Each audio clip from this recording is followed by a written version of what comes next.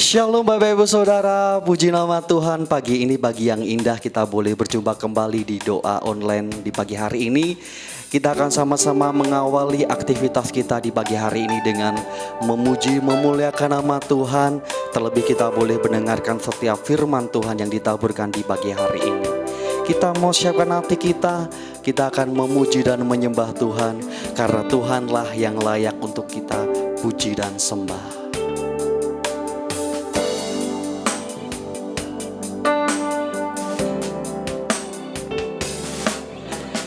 Datang Roh Kudus, kau ku rindu, dengan minyak yang baru urapiku, mengalir penuhiku, mengalir pulihkanku, kuasa-Mu bebaskan hidupku. Satu yang ku rindu, bersekutu denganmu, bawaku lebih lagi tinggal di dalam-Mu, nikmati hadirat-Mu, jamalah seluruh hidupku. Kuasa-Mu mengubah hidupku. Mari dengan segenap hati kita pujikan dari awalnya. Datang Roh Kudus, kau ku rindu, dengan minyak yang baru urapiku, mengalir penuhiku, mengalir pulihkanku, kuasa-Mu bebaskan hidupku. Satu yang ku rindu, bersekutu denganmu, bawaku lebih lagi tinggal di dalam-Mu, nikmati hadirat-Mu, jamalah seluruh hidupku. Kuasa-Mu mengubah hidupku. Satu yang ku rindu, bersekutu denganmu, bawaku lebih lagi tinggal di dalam-Mu, nikmati hadirat-Mu, jamalah seluruh hidupku. Kuasa-Mu mengubah hidupku. Satu yang ku rindu, bersekutu denganmu, bawaku lebih lagi tinggal di dalam-Mu, nikmati hadirat-Mu, jamalah seluruh hidupku. Kuasa-Mu mengubah hidupku. Kuasa-Mu mengubah hidupku. Kuasa-Mu mengubah hidupku.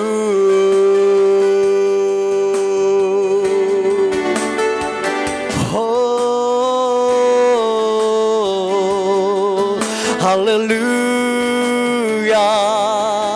Kami bersyukur Tuhan, kami muliakan Engkau Yesus, haleluya.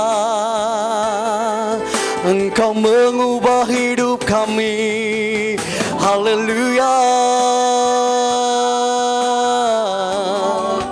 Yesus, Yesus Tuhan,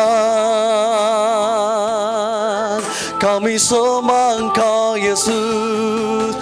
Shikiara la la la la la ya ra la bo, Shikiara la la la la la la ya ra la bo, Hina la la la la ya ra la la bo, haleluya. Shikira la la la la la ya ra la la la la bo, Shikira la la la la la la bo. Oh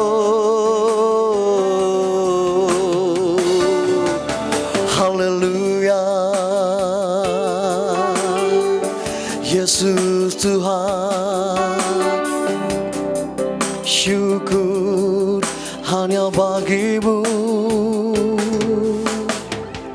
Terima kasih Tuhan untuk setiap penyertaan Tuhan yang sudah Tuhan berikan kepada kami. Dan biarlah di pagi hari ini Tuhan, kami duduk diam mendengarkan firman-Mu. Seperti Maria yang mengambil bagian yang terbaik, duduk diam di bawah kaki-Mu, mendengarkan isi hati-Mu. Begitu jugalah hati kami di pagi hari ini Tuhan. Kami rindu untuk mendengarkan apa yang menjadi pesan Tuhan bagi kami semuanya di pagi hari ini. Terima kasih Tuhan, Tuhan urapi hamba Tuhan yang akan menyampaikan berkat firman Tuhan di pagi hari ini. Terima kasih Tuhan, kami sambut firman Tuhan hanya di dalam nama Tuhan kami Yesus Kristus. Kami sudah berdoa dan mengucapkan syukur kami. Haleluya, amin. Shalom saudara yang terkasih dalam nama Yesus Kristus. Selamat pagi saya ucapkan. Saya percaya pagi hari ini berkat spesial daripada Tuhan akan hadir bagi Bapak Ibu Saudara yang mendengarkan, bahkan yang melihat dimanapun saudara berada. Saya beri judul khotbah saya pagi hari ini yaitu mengenakan manusia baru. Langsung saja kita buka Efesus pasal 4 ayat yang ke-24. Efesus pasal 4 ayat yang ke-24, demikian bunyi firman Tuhan. Dan mengenakan manusia baru yang telah diciptakan menurut kehendak Allah di dalam kebenaran dan kekudusan yang sesungguhnya. Saya ulangi lagi saudara-saudara, tema firman Tuhan hari ini adalah mengenakan manusia baru. Di sini sudah dijelaskan di dalam Efesus 4 bahwa kita harus mengenakan manusia baru kalau kita mau hidup kita diubahkan. Nah, ada 3 poin yang akan saya sampaikan tentang ciri orang yang mengenakan manusia baru. Kalau di ayat 24 ini dijelaskan kita harus mengenakan manusia baru. Di ayat selanjutnya dalam kebenaran dan kekudusan yang sesungguhnya. Di terjemahan lain disanakan adalah watak yang seperti Allah. Nah, untuk kita mengenakan manusia baru, artinya kita mengenakan watak yang baru, karakter yang baru, perilaku yang baru, hidup-hidup yang tidak berkenan kepada Allah, itu kita buang semuanya. Nah, ada 3 poin, ada 3 ciri kalau kita mengenakan manusia baru. Yang pertama adalah di ayat yang ke-26. Apabila kamu menjadi marah, janganlah kamu berbuat dosa. Janganlah matahari terbenam sebelum padam amarahmu. Poin yang pertama, ciri orang yang mengenakan manusia baru adalah tidak menyimpan dendam. Di ayat 26 ini, apabila kamu menjadi marah, janganlah kamu berbuat dosa. Dalam terjemahan lain intinya adalah jangan menyimpan dendam. Ciri orang yang mengenakan manusia baru adalah tidak menyimpan dendam. Wow. Luar biasa saudara-saudara. Berapa banyak orang Kristen dalam hidupnya sampai sekarang masih menyimpan dendam. Saudara-saudara yang terkasih, hari demi hari, bulan demi bulan, tahun demi tahun, selalu ada perubahan. Baik itu perubahan dalam kehidupan ini, baik itu perubahan dalam dunia apapun itu, selalu ada perubahan. Apakah kita sebagai orang percaya tidak mengalami perubahan atau justru masih menyimpan dendam dalam hati kita?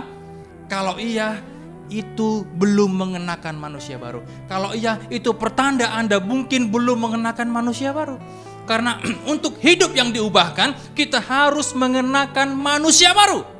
Wow. Saudara-saudara yang terkasih dalam nama Yesus, kalau saya baca di sebuah artikel, saya baca di sebuah riset, ya di sebuah artikel ada riset, ternyata orang yang menyimpan dendam, orang yang menyimpan kepahitan, ya toh, orang yang menyimpan sakit hati yang bertahun-tahun, itu bisa memicu penyakit jantung dan stroke. Itu riset yang saya baca. Bukan saya yang berkata, tapi riset. Itu bisa memicu penyakit stroke dan jantung. Itu juga bisa memicu gangguan kecemasan, sakit kepala, bahkan mempengaruhi hidup atau susunan hormon otak. Dan yang terakhir, bisa menyebabkan penuaan dini. Wow, Pak Pendeta, berarti saya tua seperti ini, apa saya menyimpan sakit hati? Hanya Tuhan yang tahu. Dan saudara-saudara yang terkasih dalam nama Yesus, untuk mengenakan manusia baru atau ciri mengenakan manusia baru adalah tidak menyimpan dendam. Fik, itu sudah jelas. Ayat 26 dikatakan, apabila kamu menjadi marah, janganlah kamu berbuat dosa, janganlah matahari terbenam sebelum padam amarahmu. Terjemahan lain, jangan menyimpan dendam. Saudara, gambarannya seperti begini saudara. Ibarat sebuah duri yang tertancap dalam hati kita dan kita membiarkan itu lama-kelamaan terus lambat laun itu akan meradang dan itu akan merusak kehidupan saudara.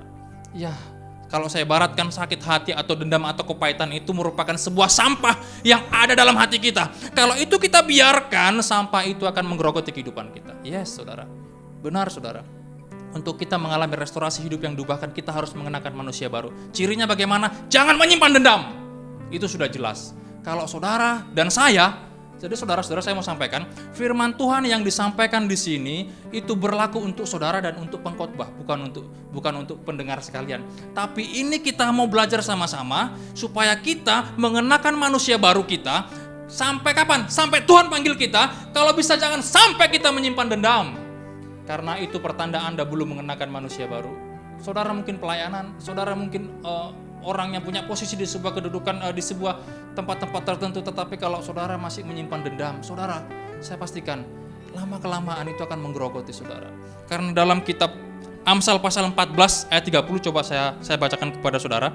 Amsal pasal 14 ayat 30, ada sebuah ayat yang saya pikir ada kaitannya dengan menyimpan dendam. Amsal 14 ayat 30, demikian bunyi firman Tuhan, hati yang tenang menyegarkan tubuh, tetapi iri hati membusukkan tulang. Wow.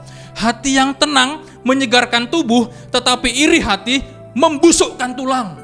Wow. Ini firman Tuhan yang betul-betul nyata. Ketika kita iri hati, kita menyimpan kepahitan kepada orang, dikatakan di sini membusukkan tulang. Jadi mungkin kita bisa review. Kalau ada sakit penyakit dalam kehidupan kita, bahkan saudara kita, barangkali ada akar kepahitan di sana. Bagaimana caranya supaya kita mengenakan manusia baru? Jangan simpan dendam, jangan simpan kepahitan, karena itu berujung fatal. Saudara-saudara yang terkasih, poin yang kedua singkat saja, ciri-ciri mengenakan manusia baru. Poin yang kedua adalah Efesus pasal 4 tadi, ayat yang ke-28, ciri yang kedua. Orang yang mencuri, janganlah ia mencuri lagi, tetapi baiklah ia bekerja keras dan melakukan pekerjaan yang baik dengan tangannya sendiri, supaya ia dapat membagikan sesuatu kepada orang yang berkekurangan. Ciri orang mengenakan manusia baru adalah di sini dijelaskan, orang yang mencuri jangan mencuri lagi. Janganlah ia mencuri lagi, tetapi baiklah ia bekerja keras dan melakukan pekerjaan yang baik dengan tangannya sendiri, supaya ia dapat membantu orang yang berkekurangan. Itu yang kedua. Yang ketiga, ciri orang yang mengenakan manusia baru, ayat yang ke-29, janganlah ada perkataan kotor keluar dari mulutmu, tetapi pakailah perkataan yang baik dan membangun di mana perlu, supaya mereka yang mendengarnya beroleh kasih karunia. Orang yang mengenakan manusia baru, yang pertama jangan menyimpan dendam, yang kedua yang mencuri jangan mencuri lagi, mending bekerja keras, mending berusaha. Kalau orang lain kamu itu dari dulu bekerja keras tetap kere, gak sugih-sugih, gak apa-apa, tetapi engkau mengenakan manusia baru itu lebih mulia. Yang ketiga, jangan lagi berkata kotor. Yes, orang yang mengenakan manusia baru, yang keluar dari mulutnya itu tidak perkataan-perkataan yang menghakim, yang menfitnah, yang menjelek-jelekkan, tetapi perkataan yang mulia, sehingga dia yang mendengarkan beroleh kasih karunia. Saudara-saudara, saya pikir 3 poin ini yang cukup singkat sekali, yang cukup sederhana sekali. Bagaimana ciri orang yang mengenakan manusia baru? Yang pertama, tidak menyimpan dendam. Yang kedua, jangan mencuri lagi atau bekerja keraslah dalam hidup ini supaya dapat membantu orang. Yang ketiga adalah jangan lagi berkata kotor. 3 poin yang sangat singkat ini, biarlah ini menjadi pedoman bagi kita, supaya kalau kita mau direstorasi, atau ciri orang yang direstorasi, yang diubahkan hidupnya, dia pasti mengenakan manusia baru. Saudara-saudara, biar firman Tuhan yang sangat singkat ini memberkati kita semua. Kita berdoa. Terima kasih Tuhan pagi hari ini yang sangat indah ini Tuhan. Kami berdoa biar firman-Mu yang kami dengarkan, seberapapun kami dapat menangkap sesuai kapasitas iman dan kemampuan kami, biar Roh Kudus sendiri yang menerjemahkannya kami pribadi lepas pribadi. Nama Tuhan dipermuliakan pagi, siang, sore, sampai malam hari nanti. Penyertaan pertolongan daripada Tuhan menyertai kami sepanjang pagi, siang, sore, malam nanti. Apa yang kami kerjakan sehingga Tuhan dibuatnya berhasil dan Tuhan dipermuliakan. Terima kasih Tuhan. Dalam nama Yesus kami berdoa dan mengucap syukur. Haleluya. Amin. Tuhan Yesus memberkati.